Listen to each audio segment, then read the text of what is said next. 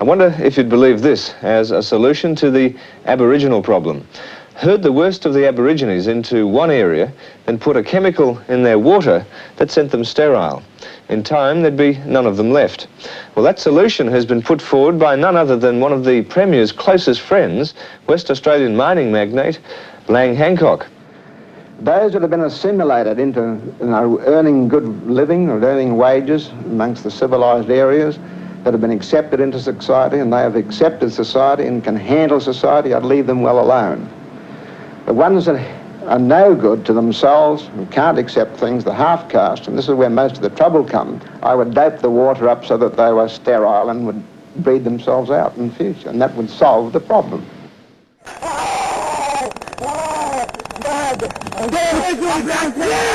That's what I told you, please. Don't poison me, please. You're going to comply? I'm going to die. If you fucking swear once more, I'm going to fucking light you up again. Understand? You're not getting the message, are you? No, I want to do my bone. I don't know.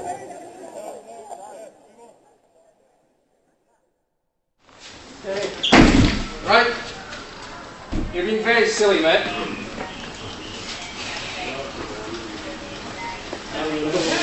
Who was that character? Oh, right.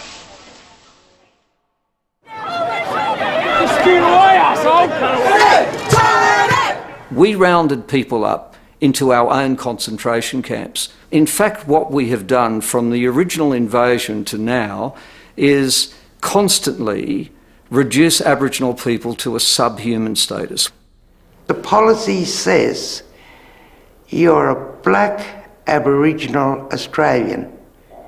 You're not wanted on this earth.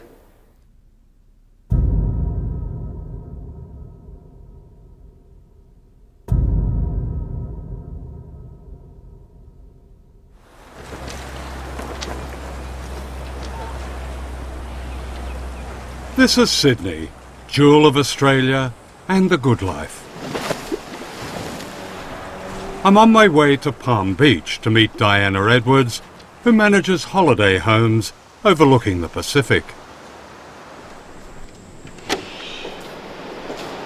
Oh, that's impressive. Isn't it beautiful? It's like being on a ship. And all of that is Palm Beach. Yep, Yeah. that is the Pacific Ocean at its best. People sort of are always popping in for drinks. So 2 levels of entertaining, which is fabulous, with a huge big decks. Yeah. What is this rent for now? Christmas time, about $30,000 Australian per week. A week? Yeah, per week. That's a lot of money. It is, but it's the peak time when everybody is here. Absolute paradise found. I finally found it. Yeah. I mean, do people ever say to you, look, $30,000 or $40,000 a week is just too much, or do they say that's fine? No, because obviously you pay for what you get in life. Yeah. Behind this $1 million view is the other Australia, a secret battleground where the first people of Australia fought the invading British. This was their land, which they defended bravely and with ingenuity, but they had no guns and were defeated.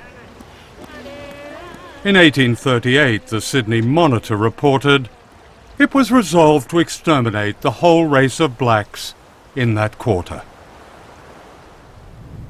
And this is how many of the survivors live today.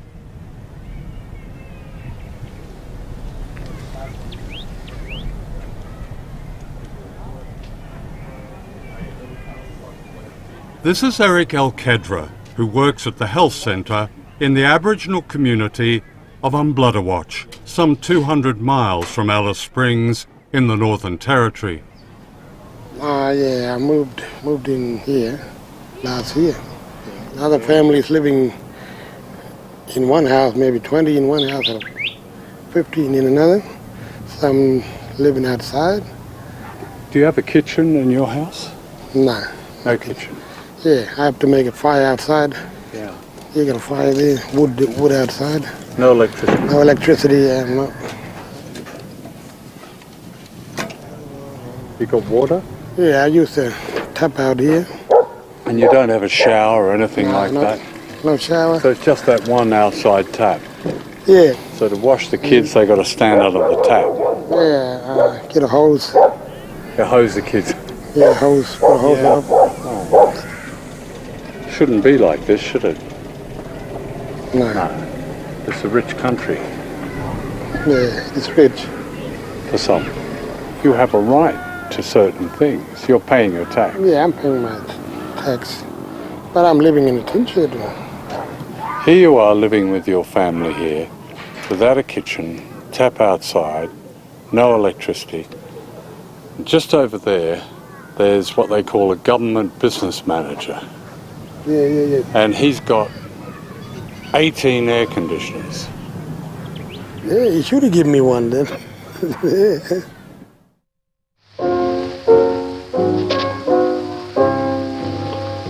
Like a jewel so rare in a setting that's fair, a city of white was born, with its gardens of blooms and its fair perfumes that greet each sunny morn. Australia's creation, the heart of a nation. This is Canberra, the capital of Australia. It's very quiet, with wide clean streets, manicured lawns, excellent schools. And this is the Australian Parliament. According to a government survey, it's one of the most advantaged places in one of the wealthiest countries. And this is the suburb of Barton, named after the first Prime Minister of Australia, Edmund Barton, whose Act of Parliament in 1901 became known as the White Australia policy. The doctrine of the equality of man, said Barton, was never intended to apply to those who weren't British and white-skinned. Barton made no mention of a people who had lived here for thousands of years, the longest human presence on Earth. They were deemed barely human, unworthy of recognition in the new suburban utopia. They are Australia's secret.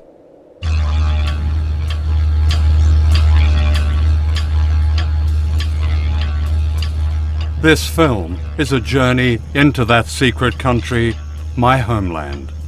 It will describe not only the uniqueness of the first Australians, but their trail of tears and betrayal and resistance from one utopia to another.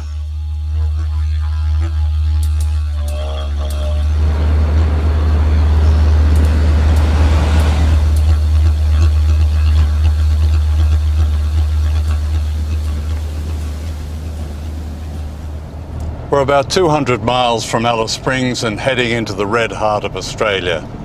It's a region known as Utopia, called that by the first white people here, who either had a very acute sense of irony or were demented by the fury of the heat.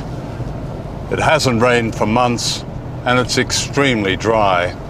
In the survey I mentioned at the beginning of the film, which named Barton in Canberra as the most advantaged place in Australia, the most privileged place, it also named Utopia as the most disadvantaged place, the poorest place in Australia. It's the home of the first Australians.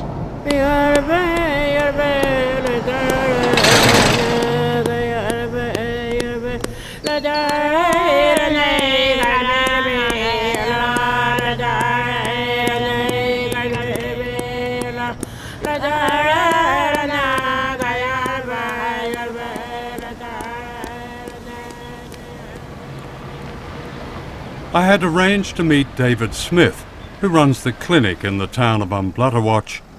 David and his team from the Aboriginal Health Service do their best helping to care for communities across the vastness of Utopia and beyond. That one's water. Good.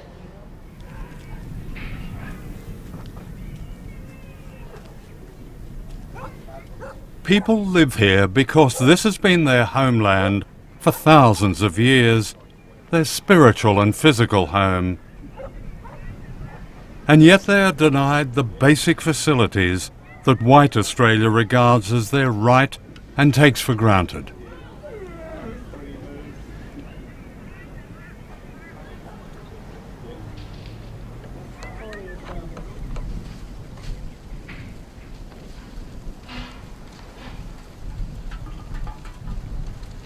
We're meant to be doing primary health care when really we haven't got the basic needs of a human being under wraps yet, you know, which is sanitation, water, shelter.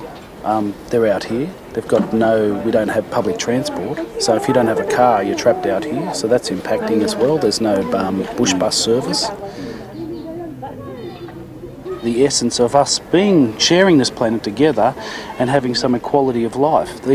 These toilets being blocked, of course, that's going to have a mass flow-on effect, you know, by cross-contamination with hand washing just in general, you know.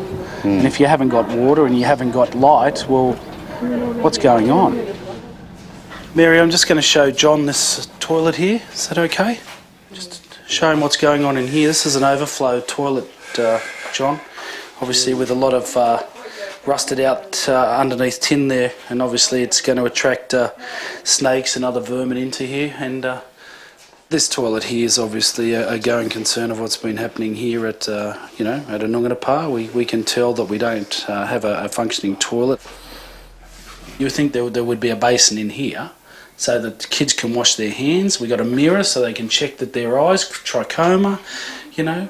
We've got ongoing issues, cross-contamination of gastroenteritis, just so many numerous things that this can create. I mean, where do I stop? It's, you know, these are compacting, let alone on the diabetic and the chronic diseases. We know that there's a major problem with diabetes. We know there's a major problem with renal and coronary disease. But what we haven't started addressing is the impacts that low quality housing and poor maintenance and sanitary practice is impacting on in Aboriginal lives. All this needs revamping. It needs pulling down and building again. Well, it's not a refurbishment, is it? No. Do you get a lot of cockroaches and that? Yeah, cockroaches. Because they came out and sprayed not that long ago, didn't they? I've had to get them out of their ears. They've crawled into their ears, and I've shown other health workers they didn't believe me. I said, no, you need to have a look at this and look in the ear with a otoscope, and seeing a cockroach with his legs and all intact curled up in an ear, in adults as well as children's ears, in the canal. So I know that they're there, so you can't tell me that there's not cockroaches and there's not a problem. Talking about ears, do a lot of these children have glue ears, that is, Otis ears media. that block up? Otis media is a compounding factor in Indigenous people. What's the effect of that? Well, it's a learning process, a delay learning due to them not hearing correctly. Can't hear the teacher. No, that's right. We're going to get a lot of problems. We'll get respiratory normally. We'll get cross contamination, diarrhea, gastroenteritis. And how does it affect the young children particularly? Well, hydration levels. You know, you lose. You know, they lose 10% of their body fluids. We've got some serious problems.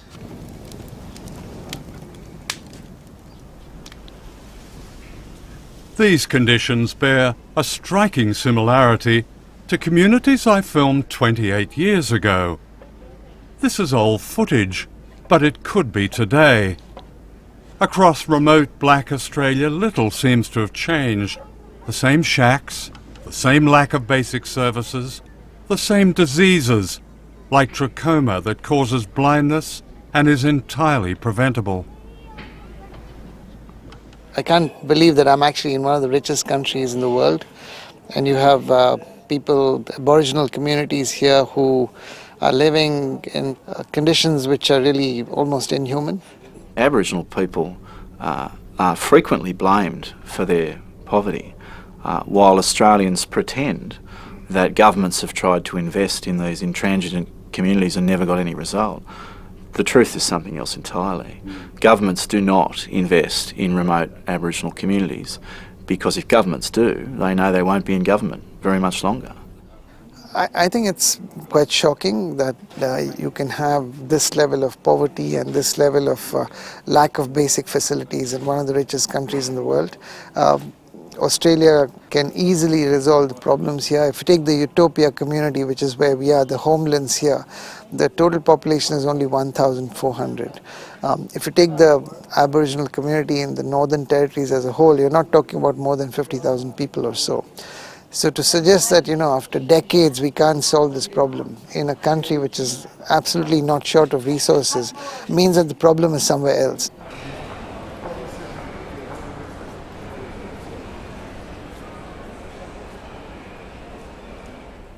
Mr. Snowden, you've been a member of Parliament for the Northern Territory for a total of 23 years, almost a quarter of a century. A third of the Territory's people are Aboriginal. Why, after all these years, is there unchanging, shocking poverty wherever you look?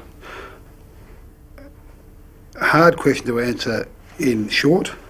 I think there are a combination of issues, one of which is some legacy issues, which revolve around very poor government policy for, 50 years at least. I mean, I've been making films on Indigenous Australia for as long as you've been a politician.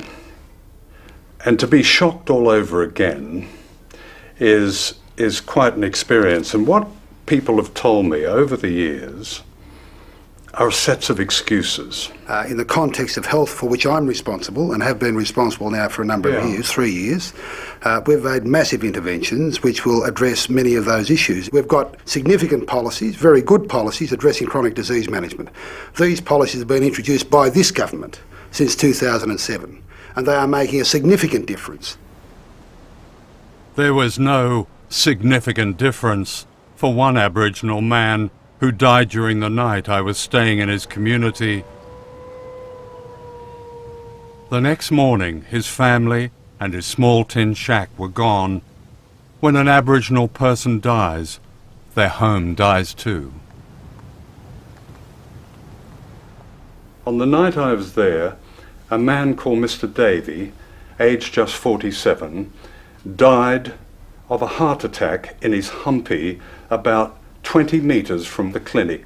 They couldn't save him with all the equipment they had and all the expertise they had. And it was made clear to me that they couldn't save him because this man probably had, as a child, rheumatic heart disease, which is the highest recorded, has the highest recorded rate in the world. Which is why we're investing in the primary health care to try and ensure that these young kids, the next generation of kids, don't have their father's problems. And that's what we're doing. And I'm proud of what we're doing. Well, I'm glad you're proud. I just couldn't see evidence of anything in these communities. Did you talk? Well, you talked to the doctors. Ring the doctors up after. Yes, I've talked to the doctors. Did that doctors tell you I talked to one doctor. One doctor I talked to.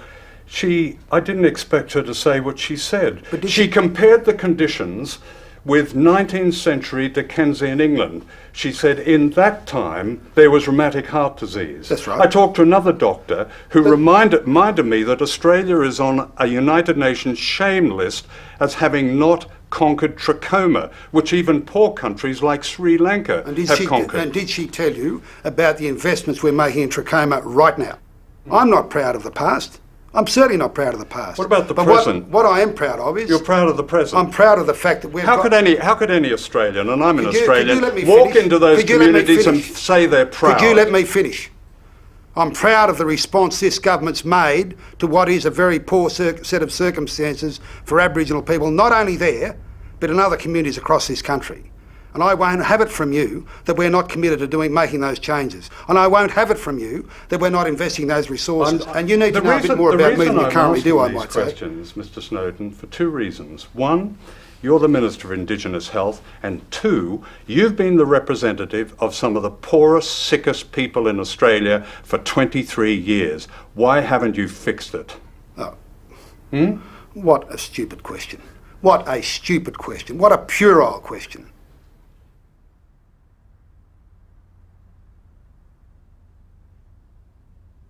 Sometimes, in my darker moments, I actually think that addressing the Indigenous development problem in Australia is beyond the capacity of Australia, and that we actually need overseas aid in addressing this problem. We need people from outside Australia to come in and tell us, how do we deal with this problem? It's become so politicised and acerbic here that we just cannot deal with it rationally.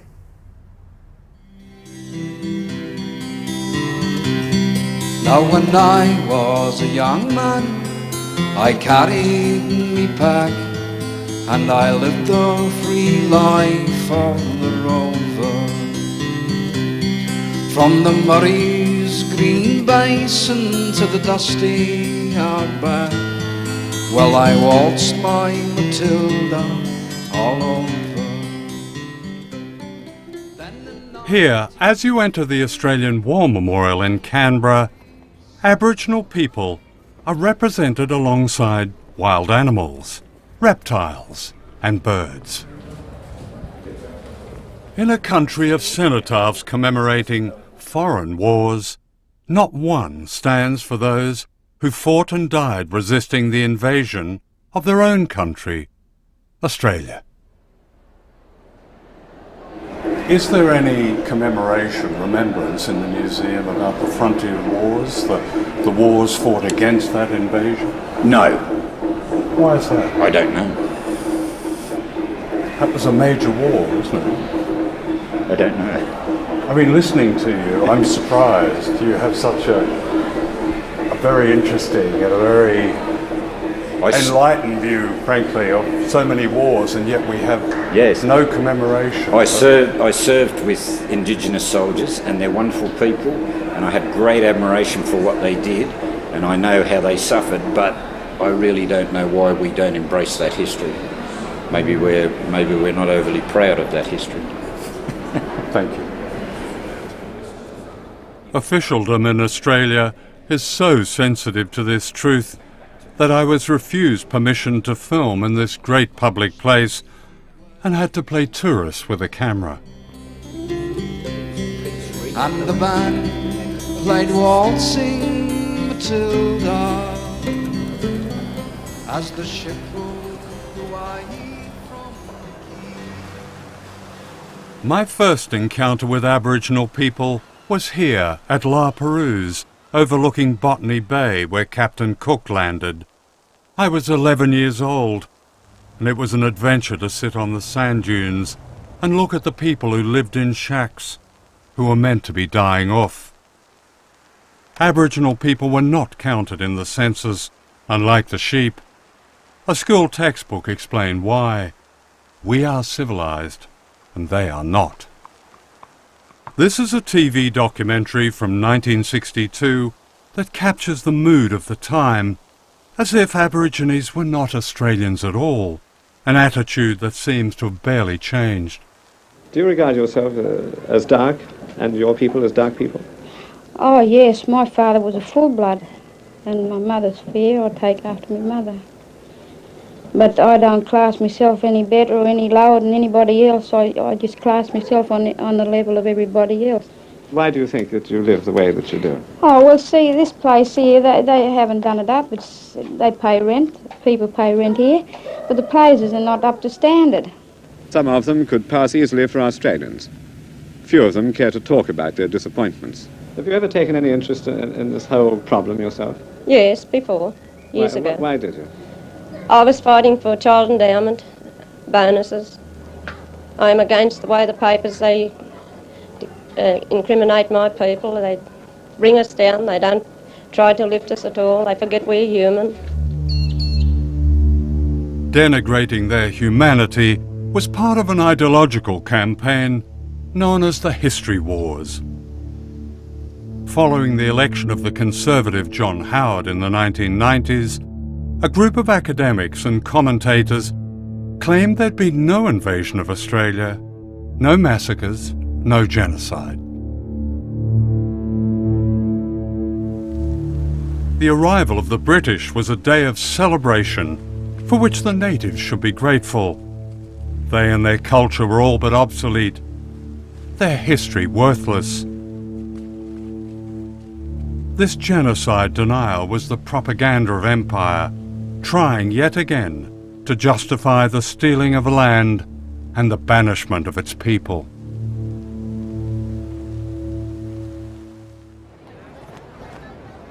It's Australia Day 2013, celebrating the founding of Australia as a penal colony in 1788. The convicts were the poor British and Irish. For Aborigines, this is Survival Day, a day of mourning.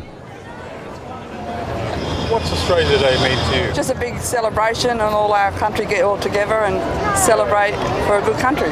Do you think the first Australians have a role in Australia Day? Many of them are rather offended by it. Are they? Why? Well, because that's the day 225 years ago that we took their country. Oh, well, yeah. Well, we all think of them anyway, too. That's why we all celebrate. Yeah. Do you think they have a special place, though, as it was their country for thousands of years? And they could have their special place, but now it's everyone's place. Right. They still live in very poor conditions, most of them. Well, I suppose that's their fault, eh? If they're part of our society too, they have to do the same as us and try and help things when they can, get work, don't you think? To be one of us. I know it's hard for them because nobody wants to employ them, do they? They would say it's their country. When you say one of us, they would say, well, maybe it's the other way round. Yes. Yes, I suppose, yeah, there is that, but from their point, they're the original owners. Yeah, we came in with our flag and said, this is ours. I know, that's what makes it hard, doesn't it? Well, over history, that's always happened, hasn't it? Yeah, Whoever it's comes always in happened. takes from the original. Yeah. This is only through the media that I've heard, where they're drunk and they can't get up and they don't want to help themselves, you know, well, that's no good either, is it? You know, you've got to try and get them, sober them up and say, well, you know, you can have a future. Why are they living in such shocking conditions still? Well, I think that's what they want. They get offered a lot of things, but that's what they want. You think they get offered a lot? Yes, I've been into Central Australia and all that. And yeah, I think that's just how they like to live. They like to live in that. In their own. Yeah. What about the people whose country it was in the beginning? What about them? They haven't got much to celebrate today, have they? No, they do. What? Because you come to this country, mate, you're a part of this country. No, they didn't come to this country. They were here to begin with. They were here to begin with? They had it for thousands of years. They're all Australian, mate. Everybody that comes to this country is Australian. Why do you think they find today a day of mourning, a day of offensive day, because it celebrates the taking of their country? I do not believe that isn't offensive. We are all Australian. And dead set, every single person walking past me right here, everybody. Yeah. They're Aussie. Doesn't matter if they're black, white, yellow, blue, green, whatever, man. Yeah. They're Aussie. We're all Australian. Are you Australian? No. You're not? Irish. How do you think the first Australians make of today? Because they haven't got a lot to celebrate, have they? The Aboriginal people. In what way? Well, 225 years ago, their country was taken from. See you later. You're full of shit, mate. The fact remains that we've never left this country. We have never ceded any part of our country or signed that over to any other foreign settlers. That's Australian. We've never done that. None of our people have ever agreed to say, righto, you can take my country, but in exchange for that, I want some welfare funds. Our people have never been aware of such a transaction. What amazes me is there is not the hatred, because that's beneath our dignity to hate people. We have not got that. We have not got that anger. But as all people have to start thinking about righting the wrong, the awful wrong that continues to happen to us and ours.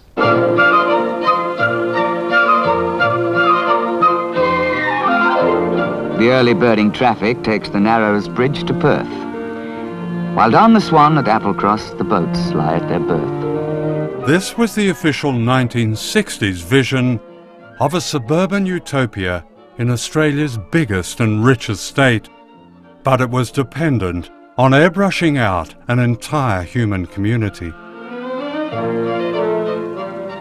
Ah, this is better than life for me. A day by the beach in the open sea.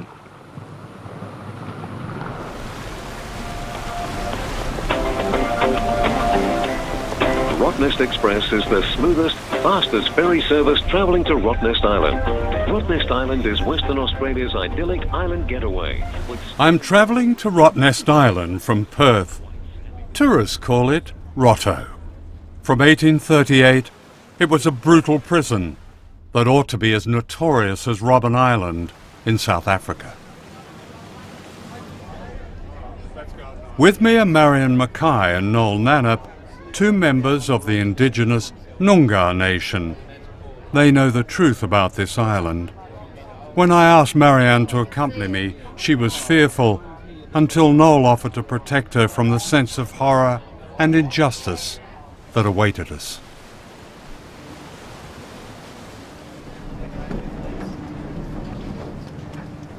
Rottnest Island was one of the British Empire's most isolated concentration camps, part of a genocidal history that's barely recognised in white Australia.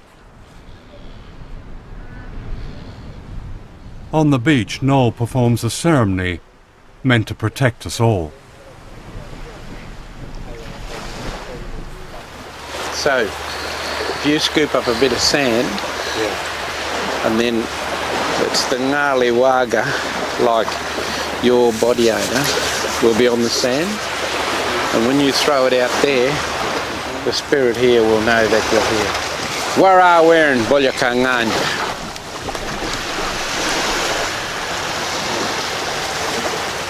Pabadan, Murik Yinjin, Naladat Yining.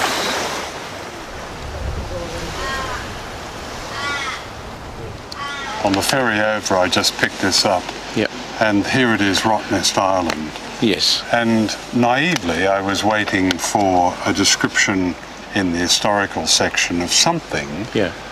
Not the horrors, but even a sanitised version of the concentration camp that was here. There isn't anything. No. Historic Rottnest, here it is. Play and stay.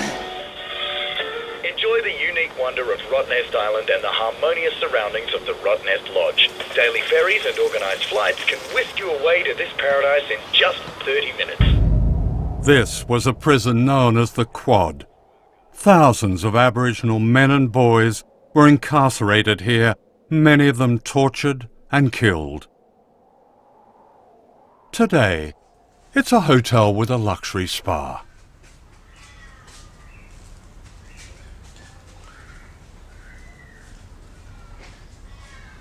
Australia must be, Noel, the only country that makes a tourist hotel out of a place of carnage.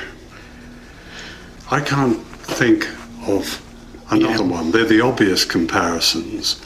But this is I know what shocking, you're saying. isn't It's so degrading. We feel so, so traumatised about all of this. And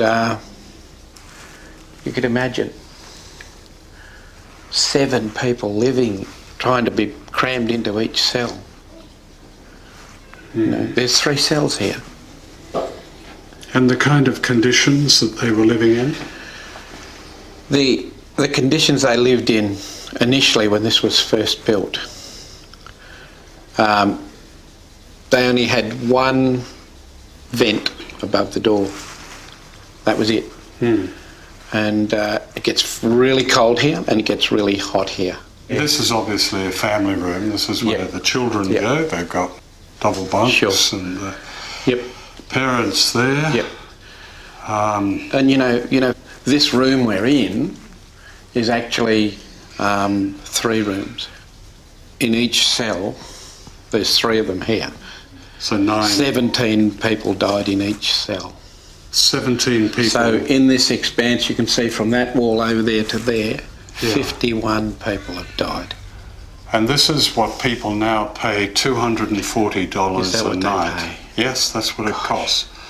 We rented this room to do this interview. Wow. $240. Unbelievable. And they don't have any idea what happened in here. No one tells them. No one lets them know. And I tell you what, if it was me, I would want to know what happened in the room that I sleep in. Just outside that window, that door, they built a gallows. They hung a Gascoigne man there. And the other prisoners that came down with him had never seen someone hung. And they were subjected to being lined up each side of the gallows. And the prisoners built the gallows that had already been here, and they watched as that man was hung. The impact it had on them, they were just stunned, and for days and days they were just mourning and wouldn't eat. So that's ticking over as well as what happened here. And you know, these people coming in here and staying here, this is what Aboriginal people are subjected to in Australia, the lucky country. I mean, lucky for who? Certainly not us. We're refugees in our own country. Next to the hotel is one of Australia's largest mass graves. Over 300 Aboriginal prisoners are buried here. Until a few years ago, there was no sign indicating this was sacred ground. What was once the morgue is now the hotel kitchen. The manager of the hotel told me there were long-term plans to convert the quad prison to a memorial. You see the burial ground and they just got no respect at all for the history of our people. Have all them unmarked graves with a sign talking about the place, but then you got a road right between it where the car can drive through and people can just walk and desecrate the areas of our ancestors' remains. Rottnest Island is not the past. Western Australia is a state of imprisonment for black Australians.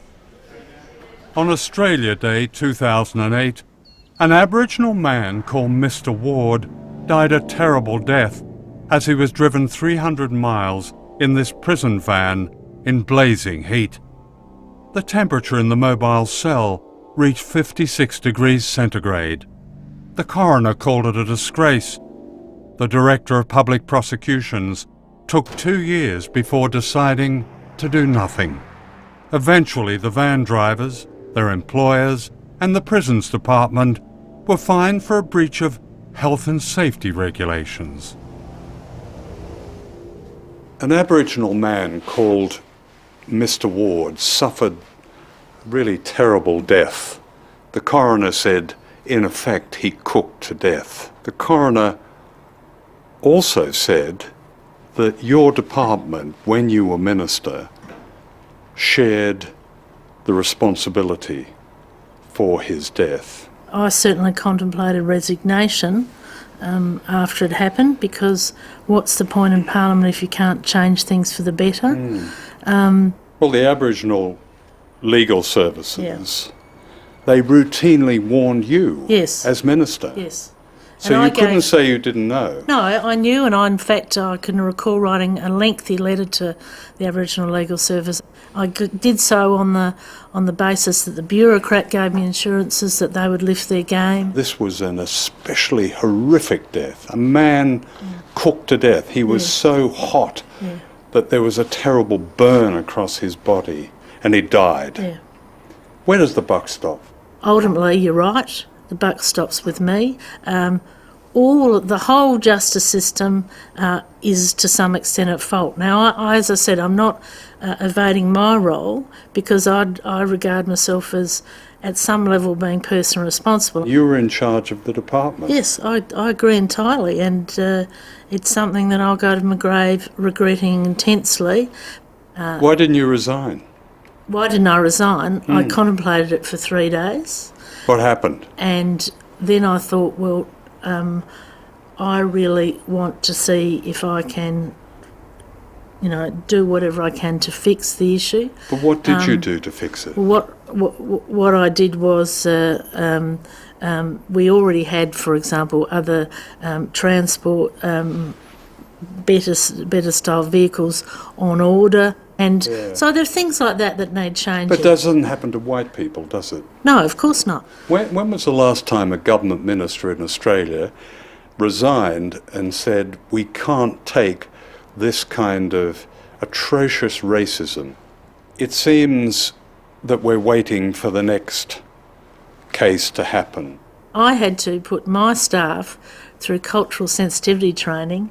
Cultural sensitivity training? No, but my staff in my office, on the pretext so that I could then invite the senior people from corrective services along, in the hope that they suddenly understood some of these fundamental issues. What's cultural sensitivity training? Well, about our Aboriginal culture, what the issues were from a corrective services perspective. So I've subjected my staff, who I thought were excellent in my ministerial office, to this training on the pretext that I could get some of the senior managers in from the department in to actually learn some basic facts about Aboriginal culture. So they didn't know any history. They didn't know that massacres took place across this country. They didn't know that people had been sent to a form of Devil's Island. Well, certainly some of them did. There are some very well-meaning people who do all know that, but some of the senior management, and in fact one of the senior managers who's a female, she was asked when she joined the department here in an interview in the departmental magazine, what exposure she had to Aboriginal culture. She said she'd come from Bradford and dealt with a lot of Pakistanis, so she understood these issues. How was she planning to deal with Aborigines in Australia? Well, I just had no idea. It was shortly after that I arranged the training session. You arranged the cultural sensitivity training? Yeah. Is Western Australia building more prisons? At the moment they're... I think racking and stacking them is the vernacular. Excuse me, what does racking and stacking mean? Well, they're double bunking. So it literally is warehousing people, I think. They're warehousing and racking and stacking. Yeah. That's the way they filled up the slave ships.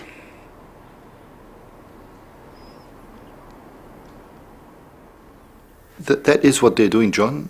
They are racking and stacking. They've just built the 14th prison, adult prison, and they've lauded it. It's been applauded by a lot of people. It's up in Derby, and it's an Aboriginal prison. So it's going to be mostly Aboriginal? No, it's going to be all Aboriginal, from less than 3% of the population.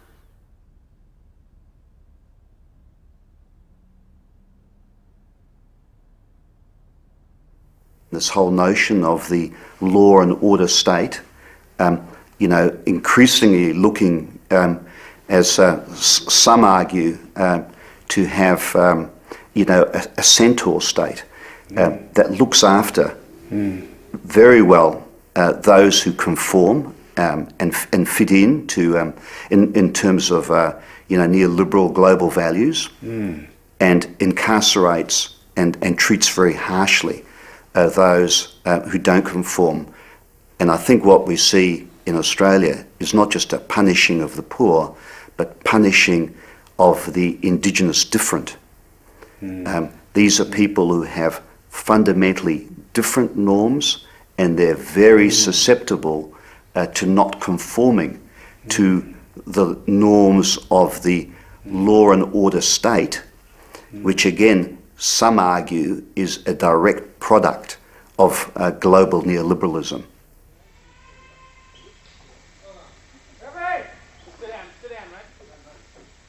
This man had committed no crime.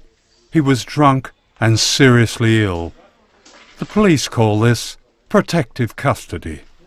My nephew was taken into custody, I think it's on the 3rd of January. You know, the police have this sort of thing where they can grab people off the street who they believe need protection. The quicker you get up there, the quicker you get arrested. Get out. You know, they took him into the lockup for protective custody. And the only person he needed protecting from was them. Sit down, mate. Sit down, mate. Stop being silly, man. All right? All right, we'll drag you down to the cell. Just stay there, mate. Sit down, mate. Right? You're being very silly, mate. All right?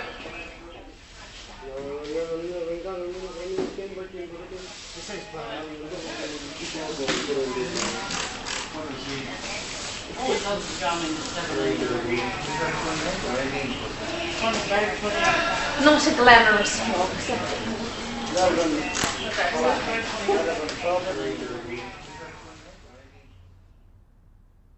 Aged 27, this man is dying in his cell, alone and helpless.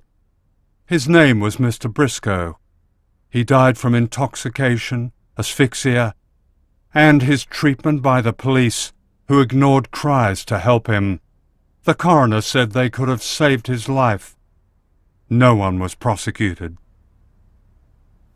He was just left in his cell to die while police officers surfed the net. Here where we are in the Northern Territory, the rate of incarceration was 6 times that of the incarceration of black people during the last 10 years of apartheid in South Africa. In Western Australia, it's apparently 8 times more. Do you think Australia should be regarded as an apartheid state? I don't think it's a lot different, apart from the fact that there aren't signs everywhere saying, you know, black people drink from this tap and white people drink from that tap. In Alice Springs alone, you would have to be blind not to see apartheid here. The amount of people who are taken into protective custody is staggering.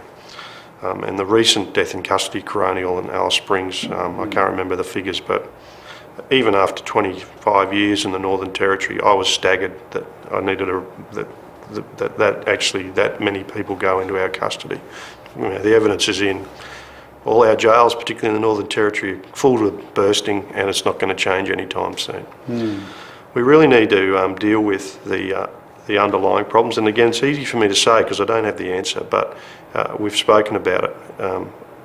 Giving people good housing, giving people a good education, making sure people's health is looked after as well as mine and everybody else's in the community.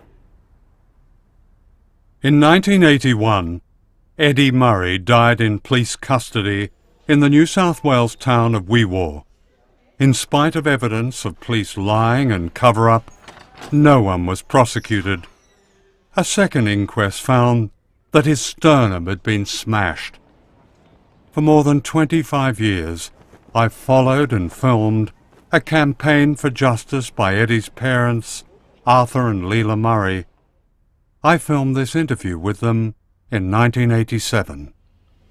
Well, in my own mind, I know Eddie, he wouldn't have taken his life. I think he was killed by a police officer.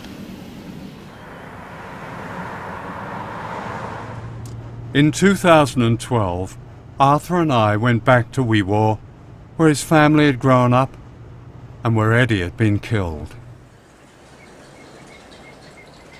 Arthur Murray's life and extraordinary achievements are almost unknown in white Australia. Arthur worked as a chipper weeding the cotton fields. He was paid just over $1 an hour. Paying black Australians a pittance has a long history in the land of fair go. It was hard too because we had planes flying over the top of us when we were working, and pesticides. Once they sprayed the cotton, they spray you too. We had to work under those conditions until we put a stop to it. Arthur Murray and the cotton chippers went on strike, and hundreds of them marched through the town.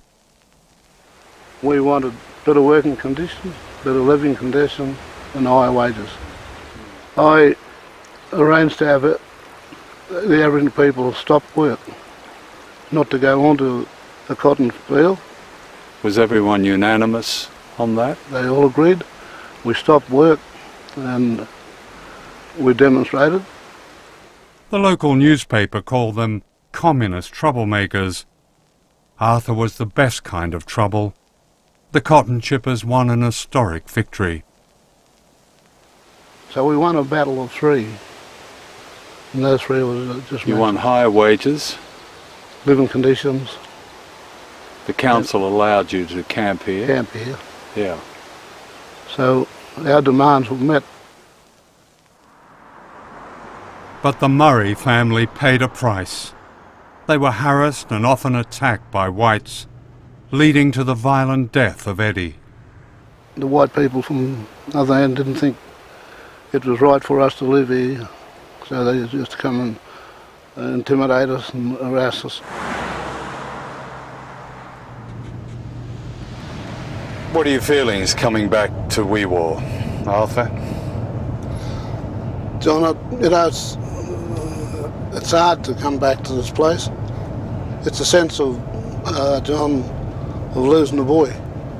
You know, people like myself and other people that fought for Aboriginal people and fought for their rights and fought for better conditions, fought for what we feel that is right. It hasn't changed one bit, and I doubt whether it will change.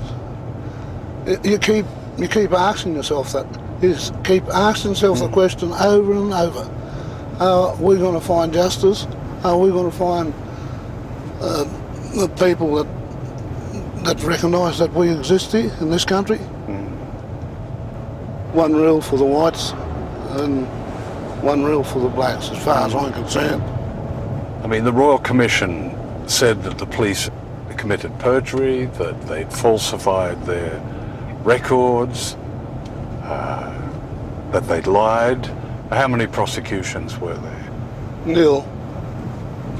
The Royal Commission came up with how many recommendations in the end? 339 recommendations they've came up with, and there is still nothing's been done, and there are still people dying in police and prison custody.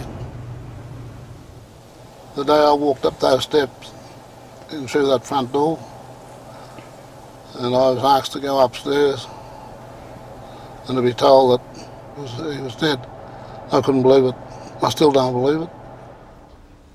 How do you feel after all these years? What do you want to happen, Leela? I want the state government to have a look at it, you know, see if we can get some answers from them. Over for what they took away from us. Our son. I've suffered a lot, you know, over the years. I don't think I'd take any more. We need answers, John.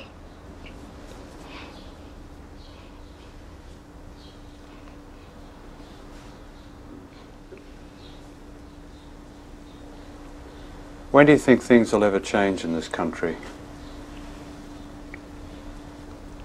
When we get justice for it, you know, this country.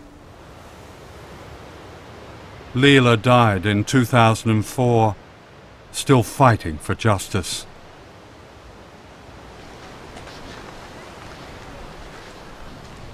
Every time you come here, is it sadness and anger or? Well, John, it's both.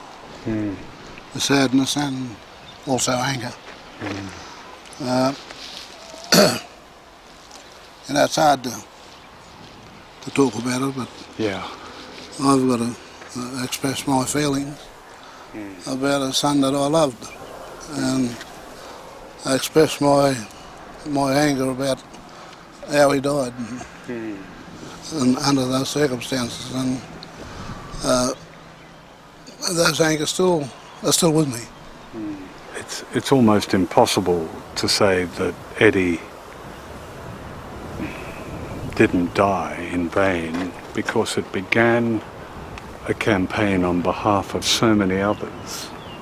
which your T-shirt says, and it's the recognition of that by white Australia that can only redeem, if that's possible, white Australia from its own role in the deaths of young men like Eddie. Recognition of it, and that means justice, doesn't it? For sure it meant justice. And this happened in 1981, and it's 2012, and we are still waiting for the white man to give us justice. And that's to come yet.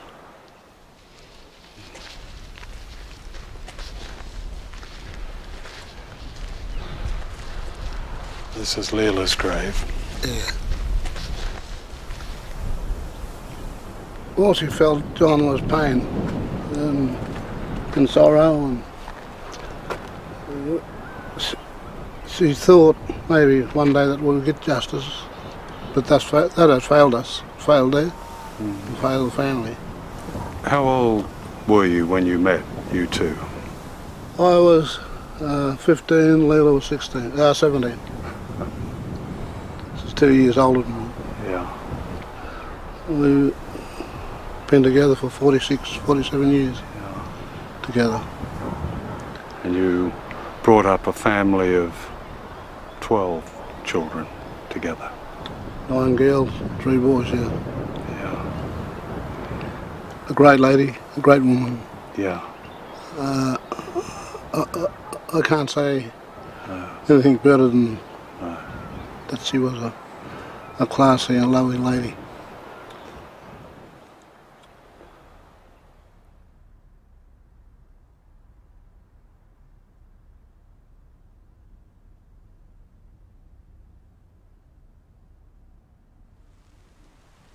Arthur Murray's heroic stand for the cotton workers is part of a hidden history of Aboriginal resistance. Epic victories by stockmen, farm workers and their families ended slave labour in Australia. At Wave Hill in the Northern Territory, an historic strike by the Gurindji people became a rallying cry for justice for all black Australians. This movement, this strike, was the longest strike in Australia's history. Yeah.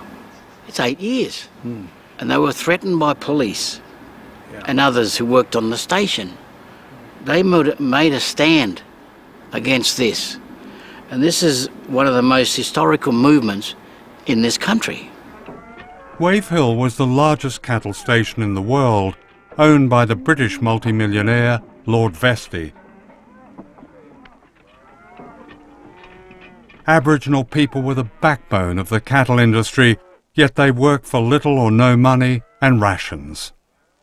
In 1966, led by Vincent Lingiari, the workers and their families walked off.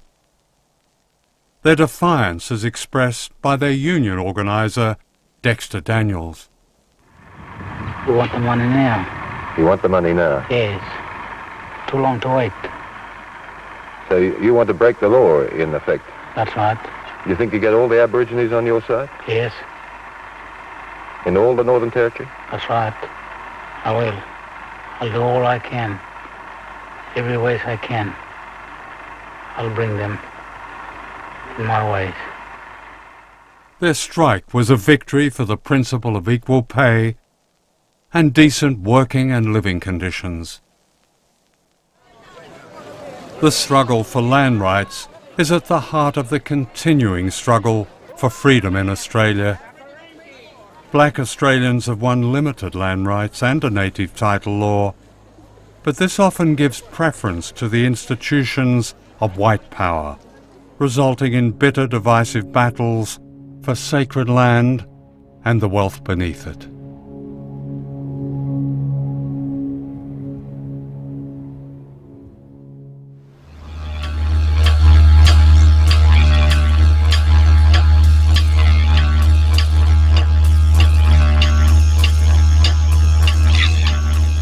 The sacred heart of Aboriginal Australia is Uluru.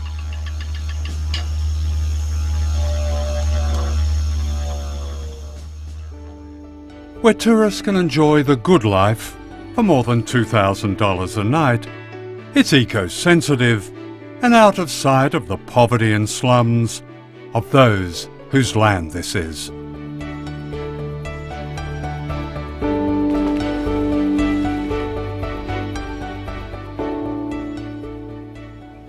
The people of Mutijulu are the custodians of the rock. Their overcrowded houses are riddled with asbestos, which causes cancer. Since 2008, the government has built fewer than 1,000 new houses for Aboriginal people in the Northern Territory. This is my daughter's house, Mary. She lives here with extended family group. And 32 people are now living in this one 32 house. people. See, the community condemned that house there because the asbestos was all broken. Yeah.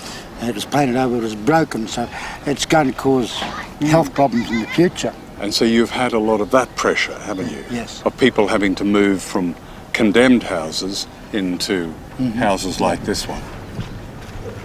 So they've done audits of all of Mutijulu, the whole community. They've found asbestos in 70% of the buildings. They've identified it like this, and yet they've allowed people to go on living in it. Yes, because obviously we've got nowhere else to live. We do not. And my main concern, because we've got little kiddies that in this come through,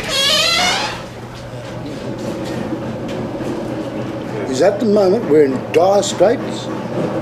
You know, you sleep end to end and end and end, like we done as kids. There's the bathroom. Yeah, bathroom and the toilet. With so many people living in here. You can't renovate an asbestos house. It's got to come down. So there's 20 people living in a house with one toilet, and every time more people come to stay, the sewer floods. You know, there's raw sewage in the backyard. So you're talking about strongyloides. Sometimes I wonder if I should be testing people for cholera. I'm looking out for it. Has this house had any money at all from the Housing Authority to renovate it? We've got not 1 cent to repair our houses. The repairs what we do here, we go to the local rubbish dump and we recycle whatever we can. That's the way that we have to survive here. A lot of young children are here too, aren't they? Well, majority of the household are primary school children. Primary school children. So that in this kind of overcrowding, that cross-infection that all children are prone to is going to be rampant. 70% hearing impairment amongst the little ones. That's not on. 70%? This is 70%. Ear infection. Yes. And so they're Hearing partly impairment. deaf. They're partly deaf. Yes, they are. My daughter here, who owns this house, is deaf.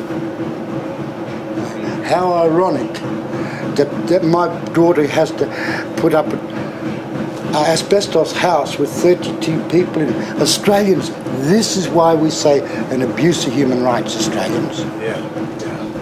There was a report by the Indigenous Doctors Association that mentioned the incidence and degree of malnutrition, starvation. Oh, absolutely.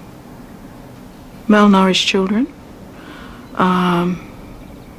people who are overweight, who are still malnourished because they're living basically on flour, and meat, which is subsidised by the council here. Some of the money that comes to the community through the tourism venture is used to subsidise the cost of meat, so people get enough protein. But they don't get enough vitamins because they don't get fruit and vegetables because they're too expensive. How many people would have to sleep in this bed? Well, if you can double up the kids, head to foot, head to foot, head to foot, probably about 8 or 9.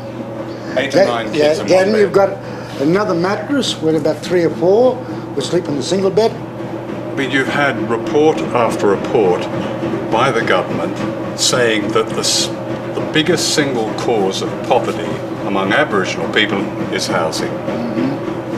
Following his apology, Kevin Rudd promised, in fact, allotted $700 million to building houses in Indigenous communities. Where is it? They had 9 brand new vehicles, with 11 people in the 9 vehicles. These are the housing people. They came and audited the community. But not once, 7 times, and still the housing condition is still like this. We also have extra people living outside here. So a family be sleeping. Family be sleeping there. Well, I feel sometimes like I'm dealing with similar conditions to the English working class in the 1870s, or the 1780s, for example, where you had 20 people in a room and an open sewer in the middle of the court, and people dealing with terrible infectious diseases that killed them early, and addictive behaviours from the dispossession that the English working class went through at the beginning of the Industrial Revolution. In 2007, Prime Minister John Howard and his Minister Mal Brough declared a state of emergency in the Northern Territory, but they applied it only to black Australians. Well, ladies and gentlemen, Mr Brough and I have called this news conference to announce a number of major measures to deal with what we can only describe as a national emergency in relation to the abuse of children in Indigenous communities in the Northern Territory. Known as the intervention, its aim, they said, was to save Aboriginal children from pedophiles. But there was a hidden agenda. It is interventionist. It does push aside the role of the Territory to some degree. I accept that. But what matters more? The constitutional niceties or the care and protection of young children. The intervention was launched on a very cynical big lie, a vicious one that smeared all Aboriginal people in the Northern Territory, because the Minister for Indigenous Affairs at the time, Mal Brough, said there were pedophile rings in all of these communities that the federal government was going to occupy. An extraordinary sweeping claim. The legislation that delivered the intervention, this federal takeover, doesn't actually mention children, but the propaganda machine from the beginning was relentless. Everybody in those communities knows who runs the pedophile rings. They know who brings in the petrol. They know who sell the ganja.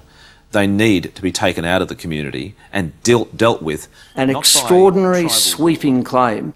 If we are going to be saving the children, we couldn't have any of the recommendations about talking to the Aboriginal organisations or consulting Aboriginal people or even asking the Aboriginal families, well, what is the status of these children?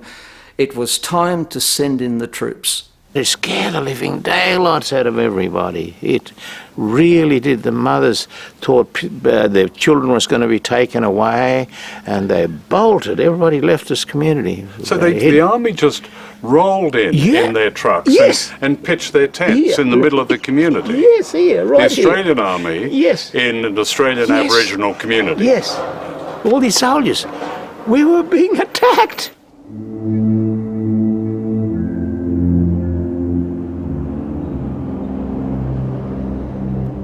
For the first time in modern Australia, the army was sent into black communities as the spearhead of a government determined to control people's lives and their land.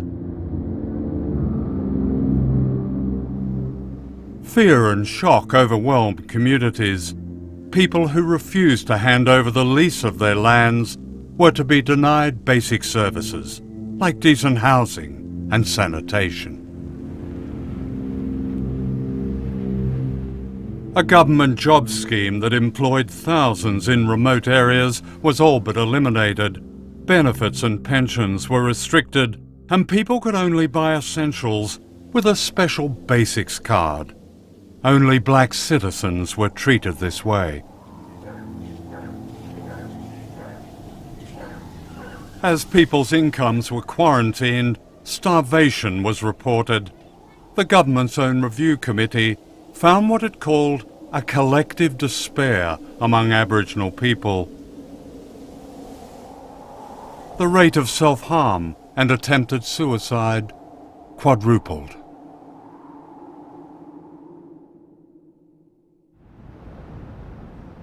Laying the ground for the intervention was a lurid media campaign led by a national TV program called Lateline.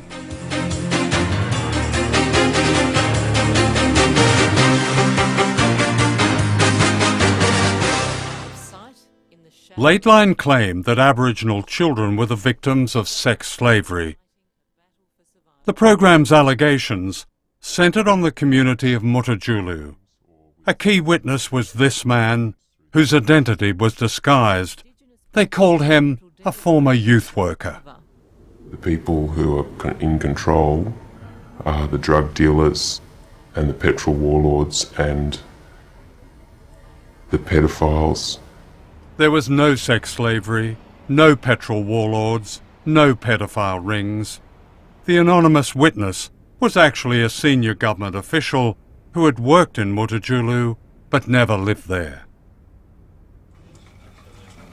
The Lateline program was exposed by investigative journalist Chris Graham, founder of the National Indigenous Times.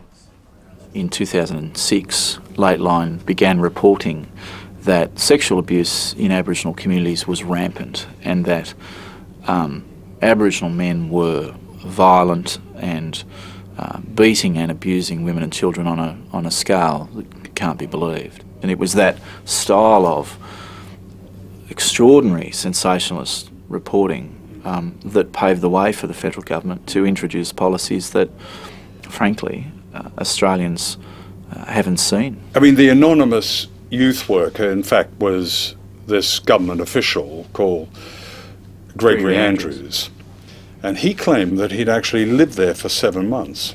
He hadn't lived there a single night. He'd never stayed overnight in Mutijulu in his life. I've been told by a number of people of men in the region who go to other communities and get young girls and bring them back to their community and keep them there as sex slaves.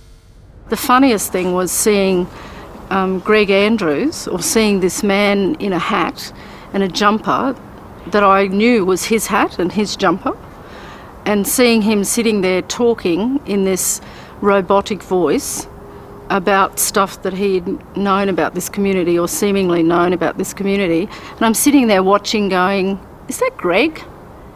And it was. And who did you know Greg to be? So Greg Andrews was my boss in the Office of Indigenous Policy Coordination. He was the Assistant Secretary, the branch manager. So he was a senior government official? Yes, yes. He made all sorts of bizarre claims. He made a claim that he knew of, or he had heard of, children being held in communities against their will and traded amongst communities by Aboriginal men as sex slaves.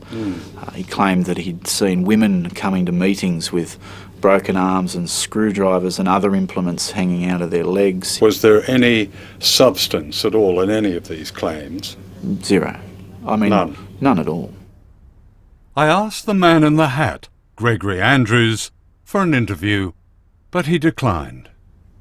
The Minister for Indigenous Affairs, Mal Brough, looking at the evidence, quote unquote, that the program had produced about so-called paedophile rings, said that child abuse was happening in unthinkable numbers.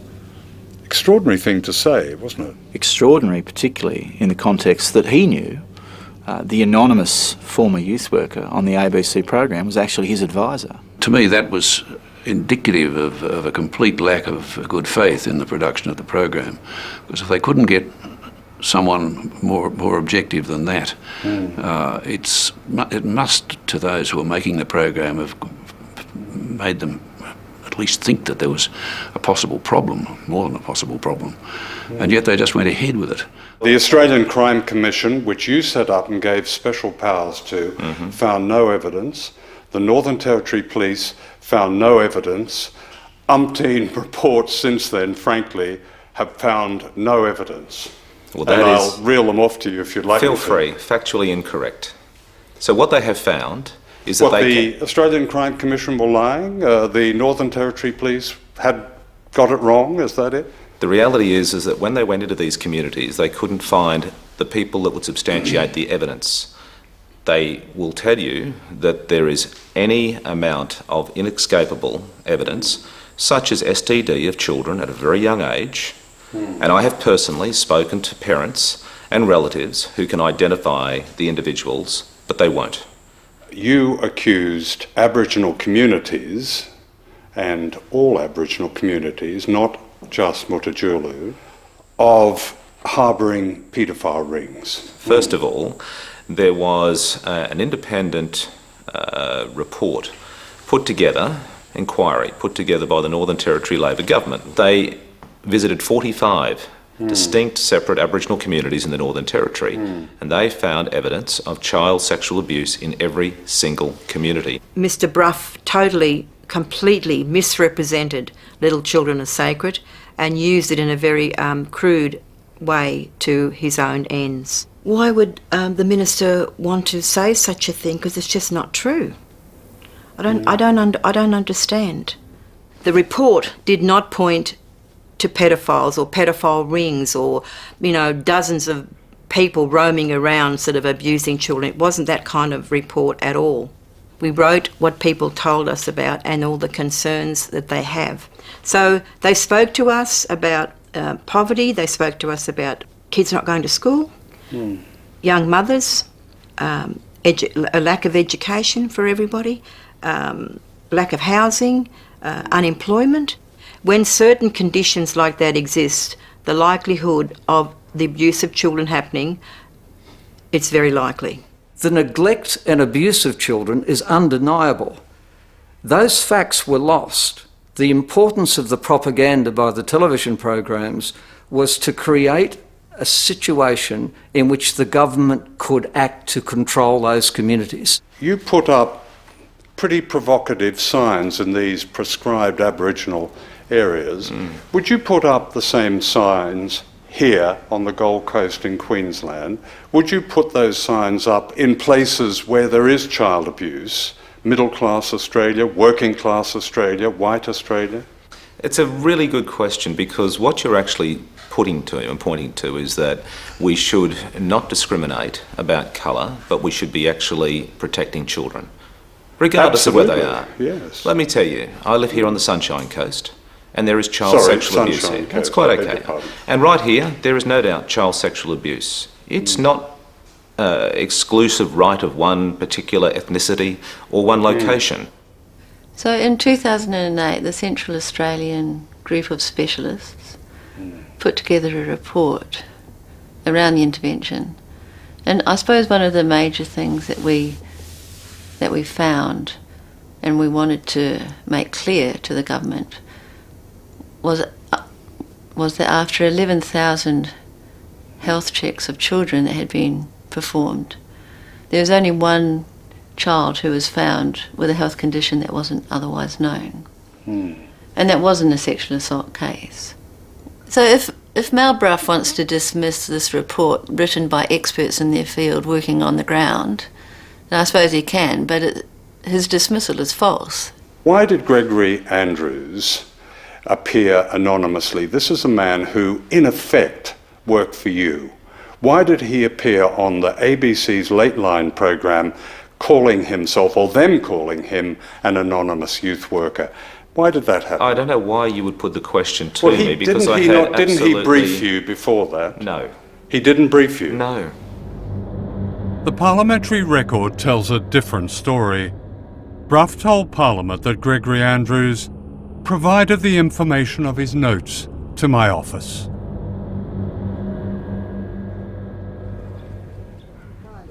Now, the program used footage showing Aboriginal children sniffing petrol, didn't it? It did. They weren't from Mutijulu. The petrol sniffing footage came from a community called Docker River, which is hundreds of kilometres away. It's like, but it was represented as from Mutijulu. Members of the Mutijulu community complained to the ABC about the program. An inquiry confirmed that footage claiming to be from Mutijulu had come from elsewhere. Disguising a government official as a youth worker was called unfortunate, but justified because he said he feared for his safety. The complaint was rejected. The ABC declined my offer to be interviewed for this film. the people of Mutijulu and others complained to the ABC, and an internal inquiry of a kind was held, yes, and which announced that the program was exonerated. What's your view of the process that exonerated the program? Well, I think it's farcical, really. It's a bit like the police investigating their own behaviour. It may be a perfectly proper process internally to do that, but then to rely on it as exonerating the program makers seems to me to be going a step much too far. When this was exposed, did you get an apology from the ABC? We had no warning, no apology, nothing, and I think we left hanging in the air as though we're still guilty. One of the facts that saddened the members of the Mutijulu community was a failure of the media to recognise that the extremely lurid allegations that had been made against them were false and were found to be false by the Australian Crime Commission. No one ever took the time to clear the name and the reputation of the Mutijulu community. Again, I say, the Australian Crime Commission, which you gave special powers to, investigated and found no evidence. That is just simply incorrect.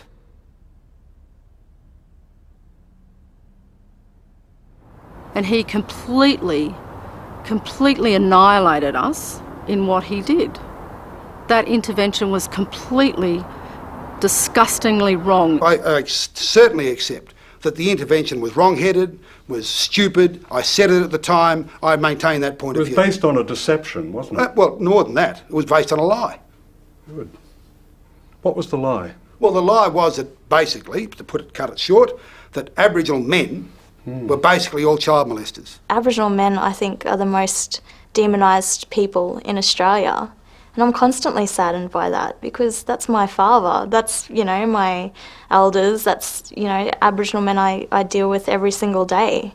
It saddens me that they're painted as these rapists and people who can't control themselves. I think that's just absolutely disgusting, and it shows that these people who write these things don't know the Aboriginal men I know. They obviously haven't spent a lot of time with Aboriginal people in communities.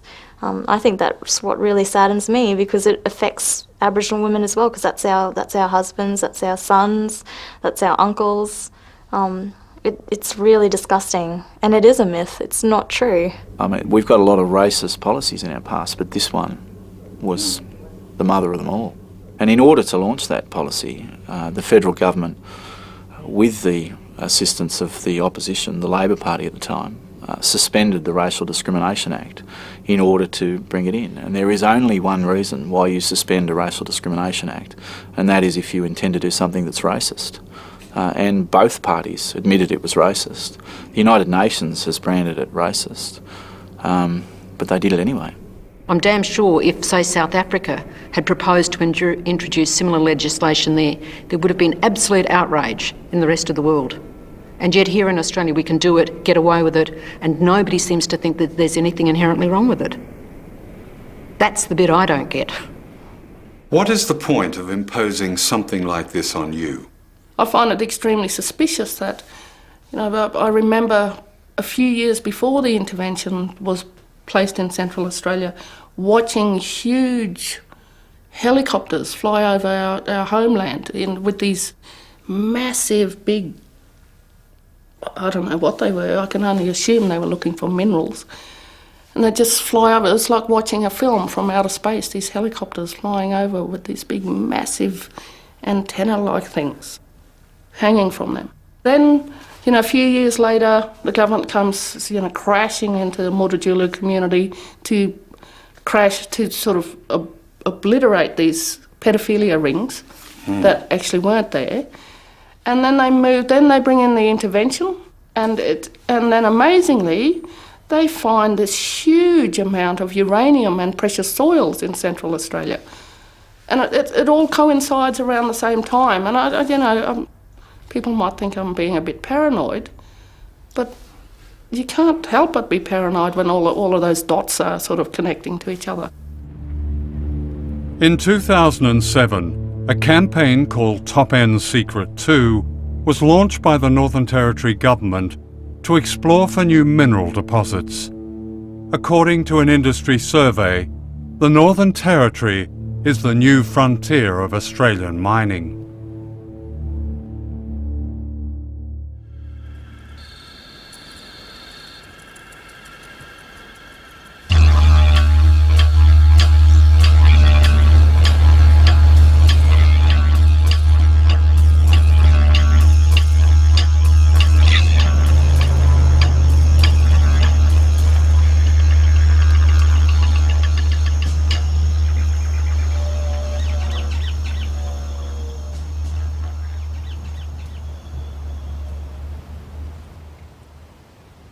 It was here, in Jay Creek, that one journey ended for me and another began. It was 1969. My newspaper in London had sent me back to discover my own country. How ironic. And I was in for a shock.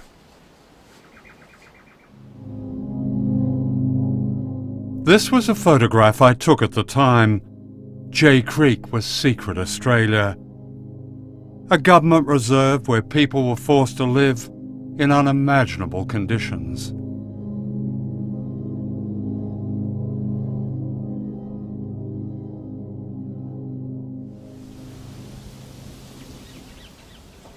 This was a holding cell. It was from places like Jay Creek that children were taken in their thousands by police and welfare officials. They became known as the Stolen Generation.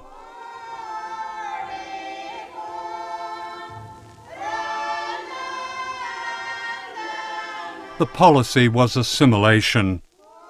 It was influenced by the eugenics movement, which had links to fascism. One official famously described it as breeding out the black. It was genocide.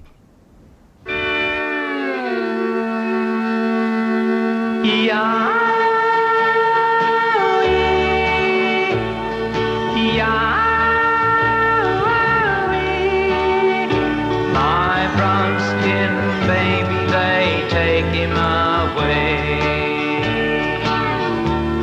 Between her sobs I heard her say, policemen taking my baby away. From white men boss, that baby I have. Why he let him take baby away? Some Aboriginal children were wanted, and white Australians could choose the one they liked. Like the little girl in this photograph, marked with a cross. My brown skin baby, they take him away.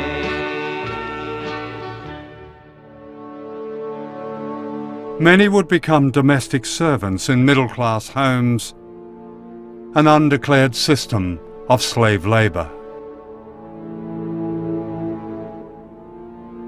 Lorna Fijo and her childhood friends would hide in fear of being taken away. And they said, be careful, they're taking brown-skinned babies away from their mothers, black mothers. I have a black mother. So we used to go and we made a cubby house down the creek. We dug a hole. And we used to practice and we used to run there and put, one Aboriginal boy was cockatoo, what they call cockatoo. He had to watch out. And he had to cover us up with leaves from the gum trees. And sure enough, one day the horses came galloping and we ran down and we hid there. We hid down in that creek and that Aboriginal boy was putting all the leaves over us as if nothing happened. And they cracked the stock whip around him. And he was frightened. He got panicking. He ran back to the square camp and the welfare men found us and took us, and mothers were screaming and crying and hanging onto the truck when they drove us away. Oh. Yeah. Your mother must have been... She fretted for me to the day she died. Did you miss your mother a lot? Yeah. Oh, yeah. Cry nearly every night. We all used to cuddle up each other. Oh.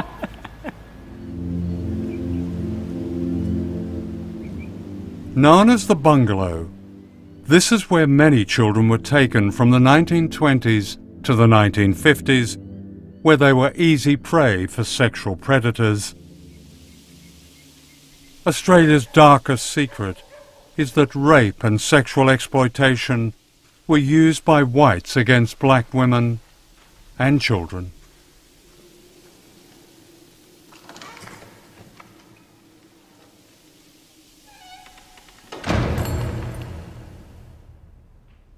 Today, when Aboriginal people set this history against the false claims that led to the intervention, the irony is bitter.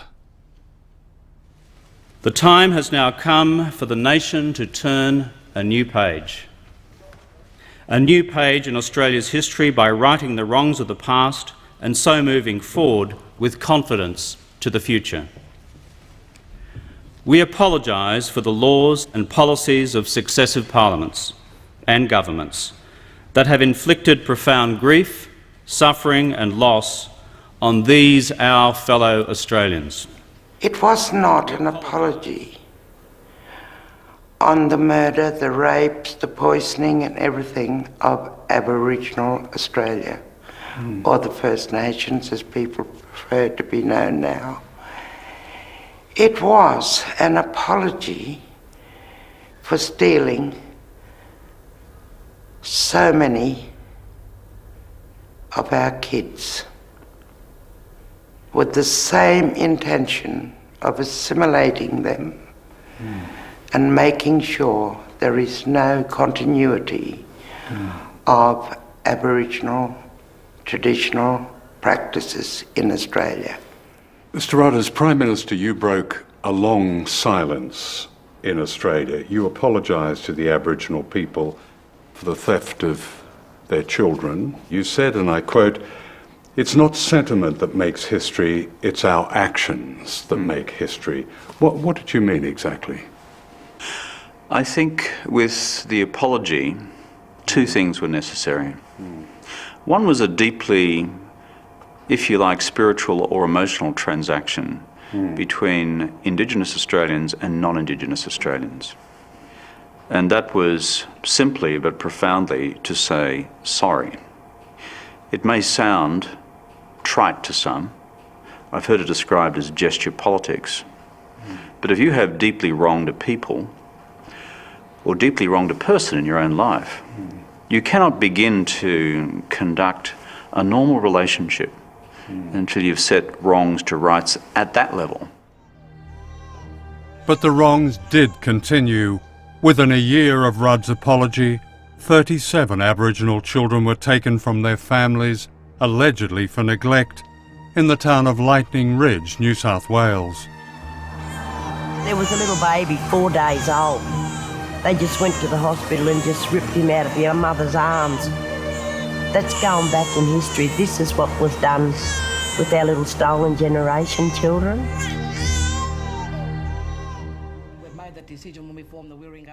A 3-year campaign by the families in Lightning Ridge saw almost all their children returned, but they're the lucky ones. All over Australia, black children are being taken from their homes.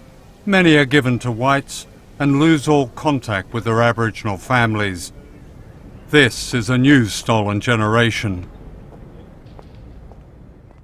It was actually only a fortnight ago I received a call from community members who are in distress who said that the police and the Child Protection Agency had actually turned up at a family's house in the morning while the family was having breakfast, barged into the house, taken a 3-year-old child, put it in a car and driven it 700 kilometres away from that community. The grandmother who was in that house was wailing, chasing the car, throwing rocks at the car, and couldn't believe, was saying over and over again that this is what was done to us before, when the stolen generation was at its height. This is happening again. In the north of Queensland, almost 200 babies were removed from their mothers in the hospital. Often hours after giving birth, these babies are removed by the Child Protection Services. No explanation about the process why this has happened, what their rights are, how they might be able to contest this, what they might be able to do, left crying for their children. The author of this report, Olga Havnen, was sacked by the Northern Territory government following its publication. The report revealed that in 1 year, the government spent almost $80 million on surveillance and removing children, compared with just $500,000 on supporting these impoverished families. So $80 million a year in actually what is called child protection, but these are the people who take children away. That's right. Take children away on the assumption that there is child abuse across the Aboriginal community. In fact, your report shows that the Northern Territory, where the government aimed its guns and described, as the Minister did, child abuse in unthinkable numbers, is among the lowest in Australia. That's correct. It's pretty sobering, and I think the other thing... That's more than sobering. That's, with all respect, that's a major deception. Talking to people, they told me how much they appreciated your apology, but almost to a man and woman, they said nothing had changed. In fact, many of them had said the situation was worse. I am not going to stand up here and sort of wave some flag and say, guess what? It's all fine and dandy and we fixed it. I'm not into that. Look, To quote the great Australian prophets, that's bullshit. Okay. It seems to me that the good news might also fall into the category of bullshit. Why did you say immediately, I think after the apology, and you were very emphatic about this, in fact your words were, I want to be blunt about this, there'll be no compensation. On the question of compensation for injuries suffered directly, what I've said also to Aboriginal leaders is that I don't rule that out at all as a Member of Parliament. I just don't. Aboriginal people once more had their expectations raised, but what followed was treachery. That's the constant pattern of black and white relations in Australia. Raise the expectation and then betray that trust with treachery.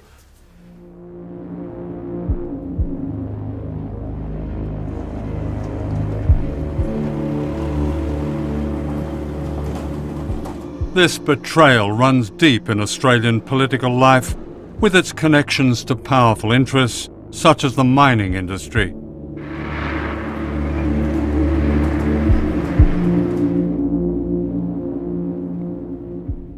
The Australian mining sector is enormously profitable. It makes profits of around $1 billion a week. It makes profits of just under $52 billion a year, and it's a vast amount of money. And what you basically have is large companies making massive profits from minerals that they didn't make on land that they don't own. And that's called smart economics. That's called 21st century Australian economic development. In the 1980s, the Labor Party pledged national land rights to the Aboriginal people. They call this Australia's greatest moral cause. The mining lobby went on the attack with propaganda like this. Through Aboriginal land claims, your right of access to up to 50% of Western Australia could be taken away. Do you think it's fair that less than 3% of our population should claim ownership of up to 50% of our land? 4-page newspaper ads. You thought it was your home. Think again. Targeting iconic places in Australia. A beautiful picture of a beautiful place. Have you loved this? Take a good look now. Your kids mightn't get a chance to. Aboriginal people will lock it up. White people won't be able to go there. You'll need permits to go to your favourite beach. You won't be able to swim or fish at your favourite beach because the blacks will take it. It was extraordinary. It was bald, crude, and sadly, effective. Once elected, the government of Bob Hawke gave in. universal land rights were abandoned. In 2010, the mining industry spent $22 million on a campaign to stop a proposed tax on their super profits. What do all those who love Western Australia say? Axe that tax!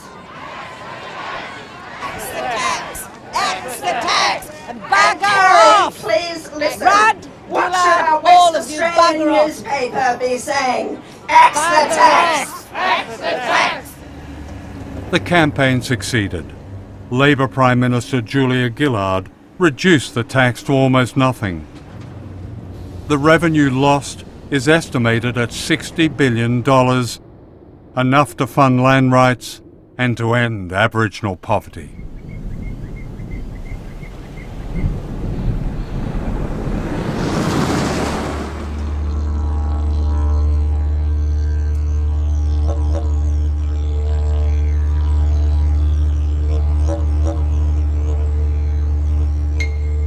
This is Robert Eggington, a warrior of the Noongar people of Western Australia, whose resistance defies a history of dispossession.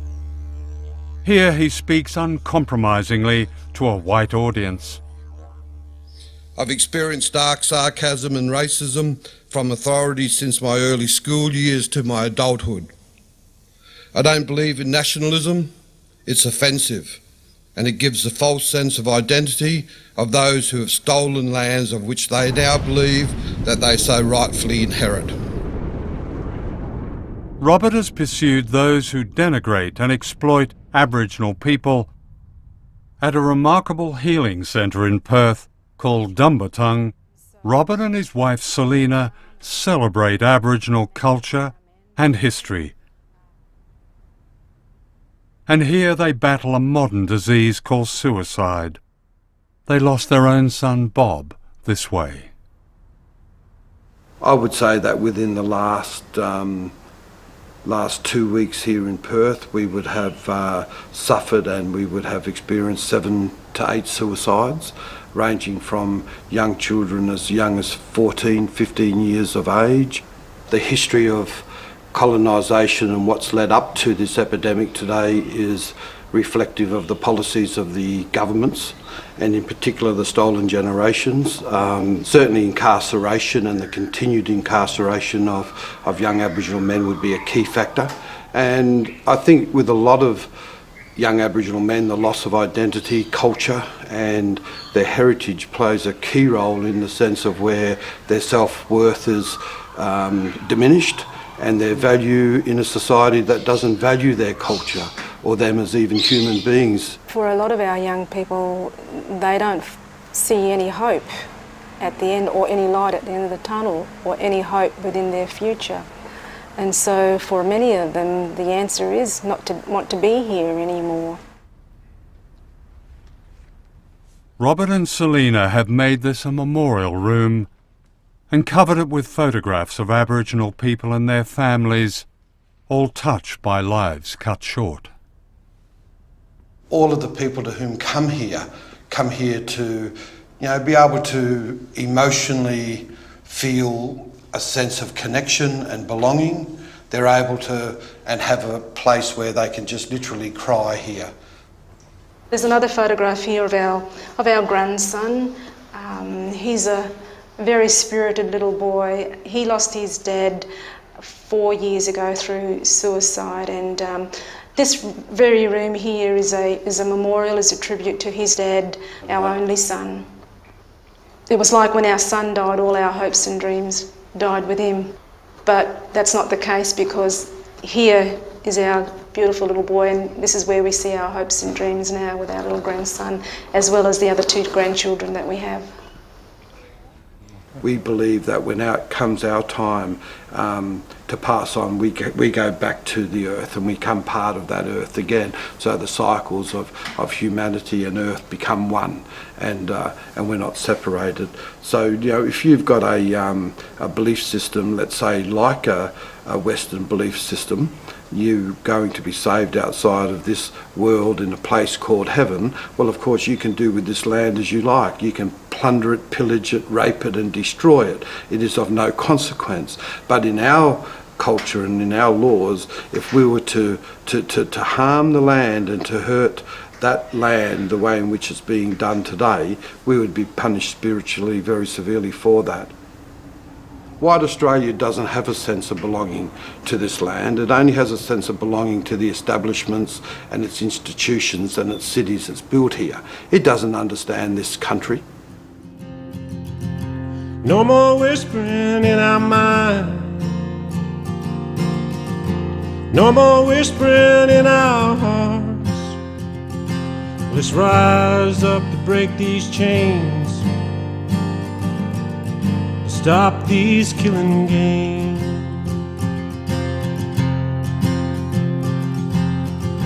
One less loved one at Christmas. One less loved one on birthdays. But that smile won't be forgotten. Can you never fade away?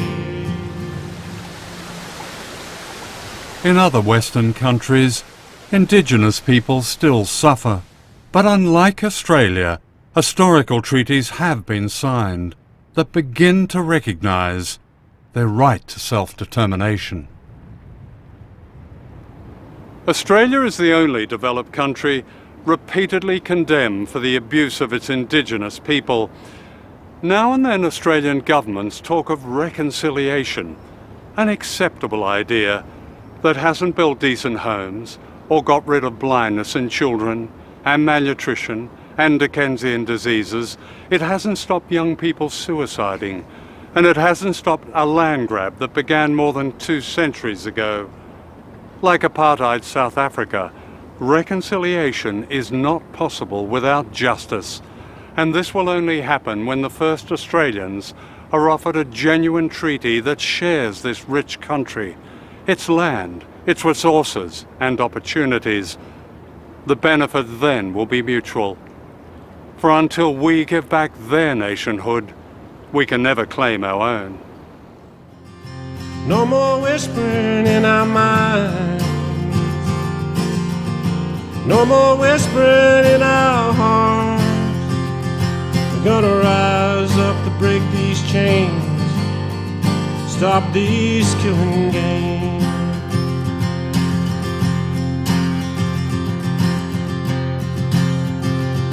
So the night was blessed with evil.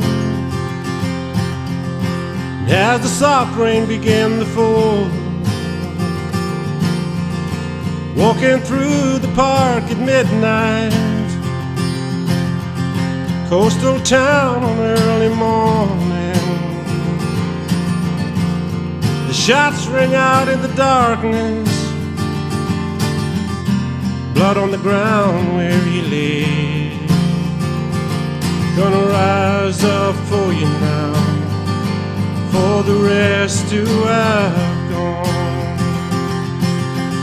But no more whispering in our minds.